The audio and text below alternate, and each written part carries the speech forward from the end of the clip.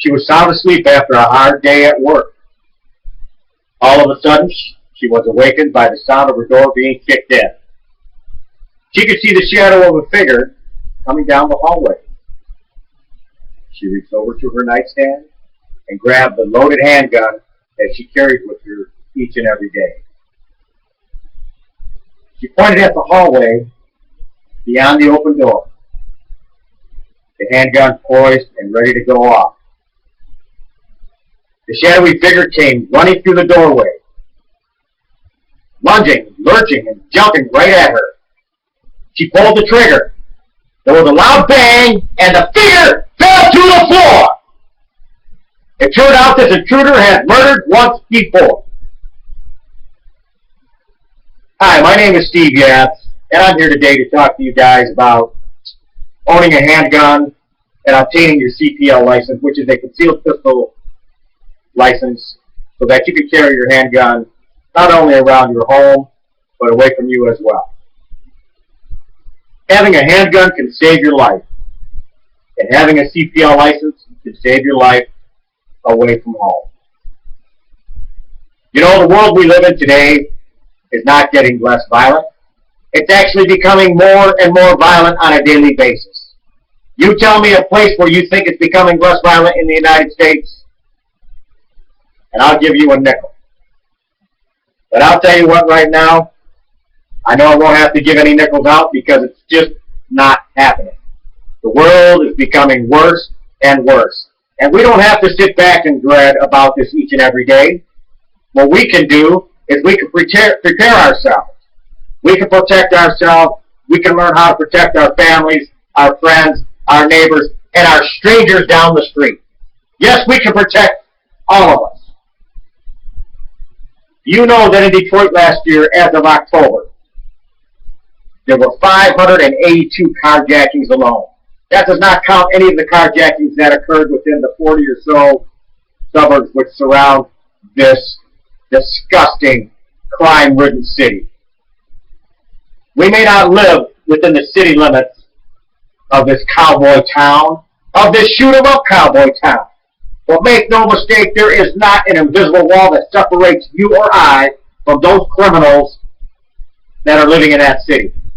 In fact, there is not a place in the United States where there is an invisible wall that will separate the criminals from getting at you if they want to. Last year in the United States, there were 1,203,564 violent crimes reported.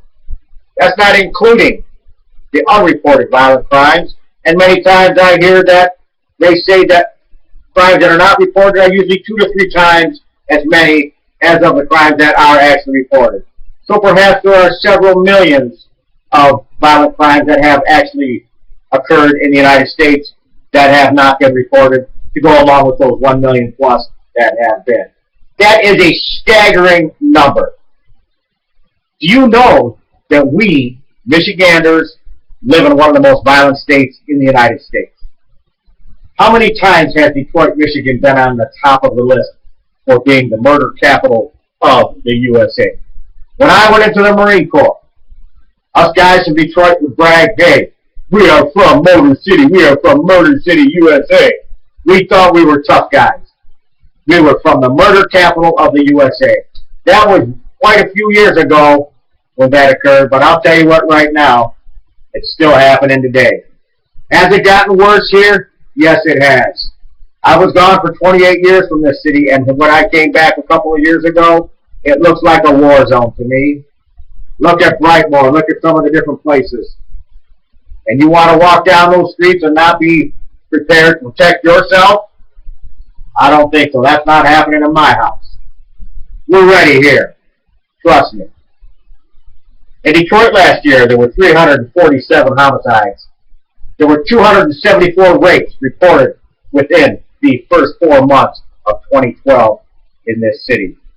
How many rapes did that occur total up to over the whole year? Perhaps over 1,000.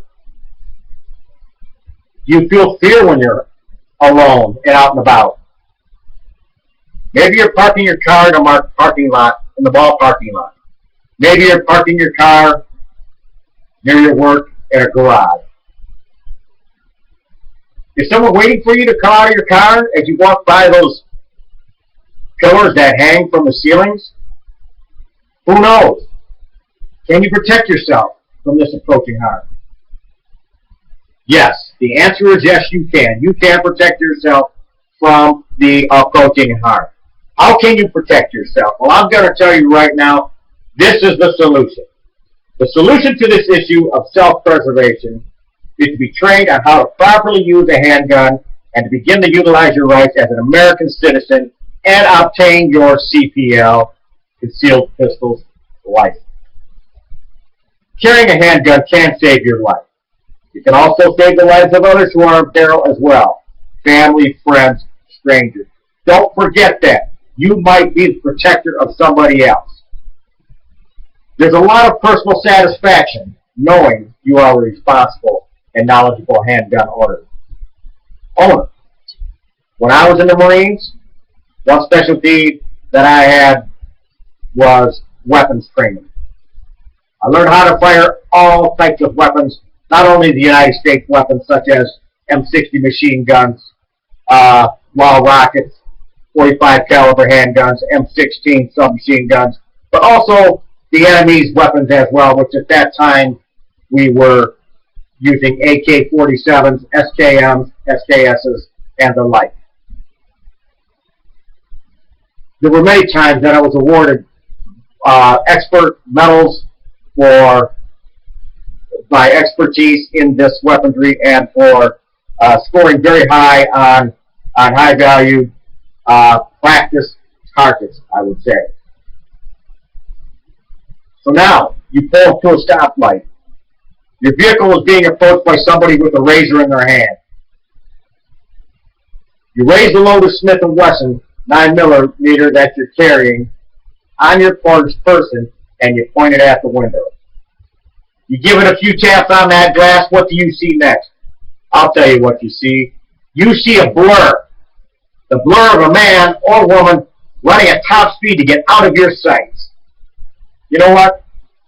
You might not have saved, well, you might have actually saved your car from getting hijacked, but not only that, you may have very well saved your family, your girlfriend, your wife, your boyfriend, your kids in the back seat, your puppy sitting in the back seat as well, your cat laying in the back window. I'll tell you, you may have saved somebody. And how and why? Because you are a responsible citizen. You obtained your CPL license. You went through a lot of training. You went down to the local handgun store and you took courses on firearm safety, how to load, how to shoot, how to aim, how to carry that pistol.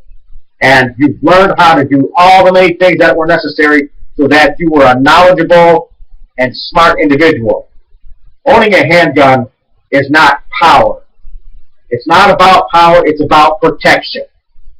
That's right. So here's what I want you all to do. I want all of you good people, when you are finished listening to this speech this week, I want you to go around, find out where your local handgun stores are at. I want you to go in there and I want you to talk to some of the people that are working that store. All of them will be very highly trained in the skill of weaponry and self-defense. They can explain to you what it takes for you to obtain your CPL. You do not have to own a weapon to get your concealed pistol license. When you take the class, they will give you a weapon to use, and they will walk you through each and every step on how to use that weapon properly so that you do not harm yourself or others. And by the time that class is done, you'll be able to walk out there from that class feeling like you know what you're doing. With that in mind, perhaps in the future you'll buy yourself a handgun.